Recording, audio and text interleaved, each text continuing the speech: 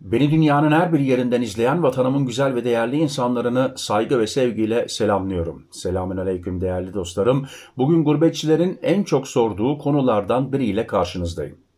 Son günlerde bana çok fazla mesaj gelmeye başladı. Murat abi, Murat kardeşim 185 gün kuralı değişiyor mu? Arabamız Türkiye'de durum ne olacak? Gerçekten Avrupa'da yaşayan milyonlarca gurbetçiyi ilgilendiren çok önemli bir konu.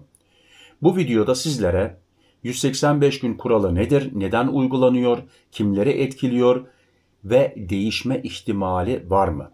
Bunları açık ve net şekilde anlatacağım. Şimdi 185 gün kuralı nedir? Öncelikle kısaca hatırlatalım. Türkiye'ye yurt dışından araç getiren gurbetçiler için bazı kurallar var. Bunlardan en önemlisi 185 gün şartı. Yani bir kişinin Türkiye'ye araç getirebilmesi için son bir yıl içinde en az 185 gün yurt dışında yaşamış olması gerekiyor. Bu kural Türkiye Gümrük Sistemi tarafından uygulanıyor.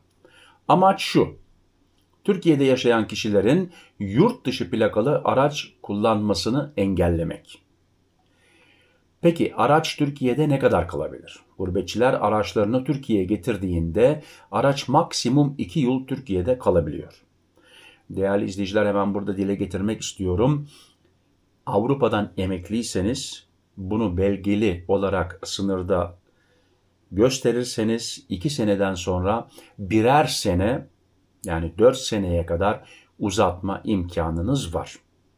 Ama o 2 sene ve 3 sene dolmadan daha evvel gidip müracaat edip uzatmanız lazım. Yani birer birer 2 sene uzatabiliyorsunuz. Şimdi bu süre içinde araç Türkiye'de kullanabiliyor. Ancak bu sürenin sonunda, yani normal kişiler için 2 sene sonra araç yurt dışına çıkarılmalı veya araç sahibi Türkiye'den çıkış yapmalı. Bu kurallar özellikle yaz aylarında Salı yoluna çıkan gurbetçiler için çok önemli.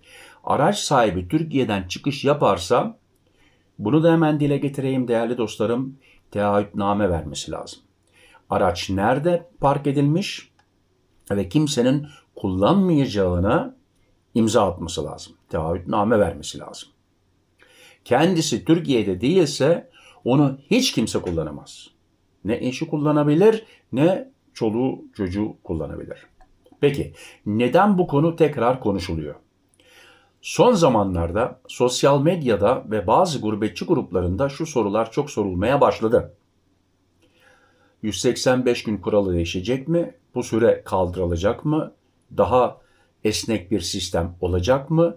Ve dostlarım, hatta bazı haber siteleri değişecek, kaldırılıyor, 185 gün bitiyor gibi haberler de geldi. Aman dikkat. Şu anda resmi olarak açıklanmış bir değişiklik bulunmuyor. Yani mevcut sistem şu an aynı şekilde devam ediyor değerli dostlarım.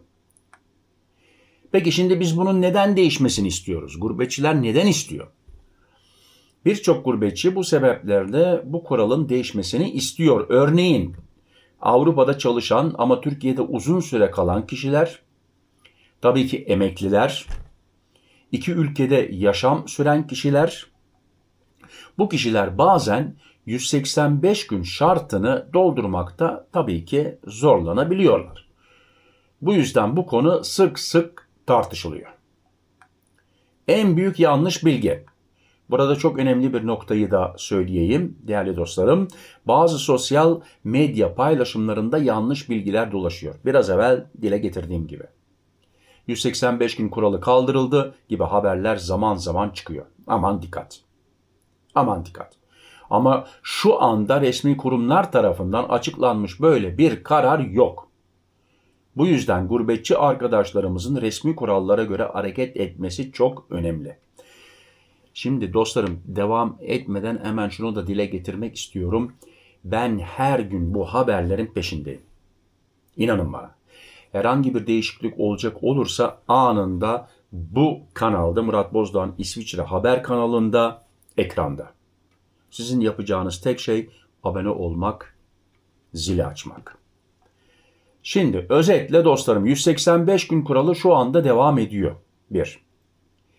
Araç getirmek için bu şart gerekiyor. 2. Araç Türkiye'de 2 yıl kalabiliyor. 3. Ama bu konu gurbetçiler arasında sürekli tartışılıyor. İleride bir değişiklik olur mu? Bunu dostlarım zaman gösterecek.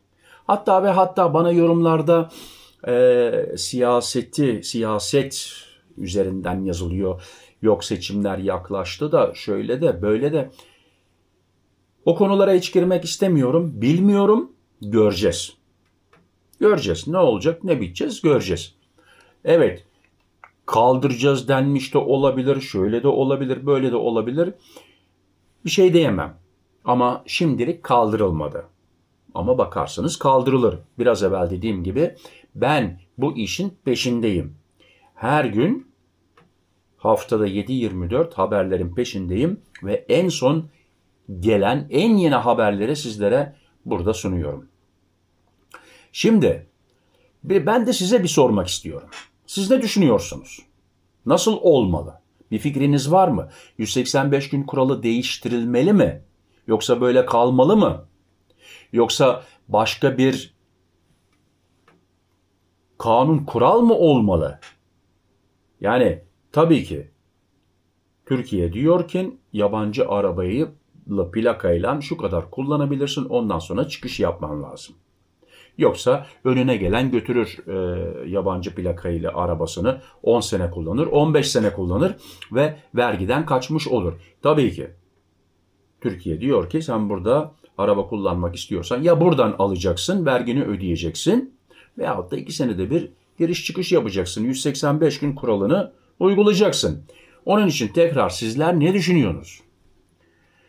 Şimdi yorumlarda siz yazarsanız diğer gurbetçi arkadaşlar da fikirlerinizi öğrenmiş olur. Onlar da paylaşır değerli dostlarım ve burada birbirimizle böyle bir irtibata geçmiş oluruz.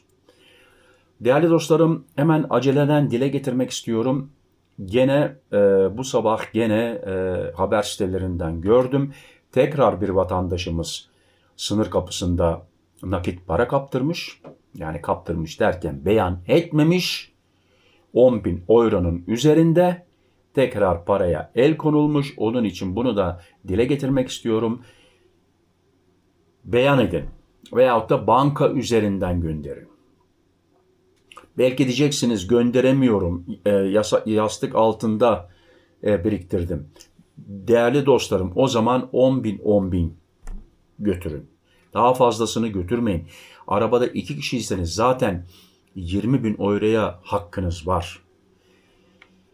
Şimdi değerli dostlarım fazla vaktinizi almak istemiyorum. Belgelere dikkat. Bakın Sıla yolu yaklaşıyor. Tarihleri kontrol edin. Bak yaklaşıyor. Mağdur kalmayalım. Kimse mağdur kalmasın. Etrafınızdaki akrabalarınızı, komşularınızı, iş arkadaşlarınızı da bu konuda lütfen uyandırın. Yani deyin bak senin pasaportun geçerli mi? Ahmet, Mehmet, Veli, Hasan kontrol ettin mi? Muhakkak. Gün geldi çattı mı bir işe yaramaz. Konsolosluklar bizim keyfimizi beklemiyor. Şimdi dostlarım sizler de bana destek olmak istiyorsanız tekrar rica edeceğim kanalıma abone olun, zili açın. Yorumlarda düşündüklerinizi yazın dostlarım. Ve ben Murat Bozdoğan en sonunda ne diyorum? Sağlıcakla kalın, benimle kalın. Hoşça kalın. Murat.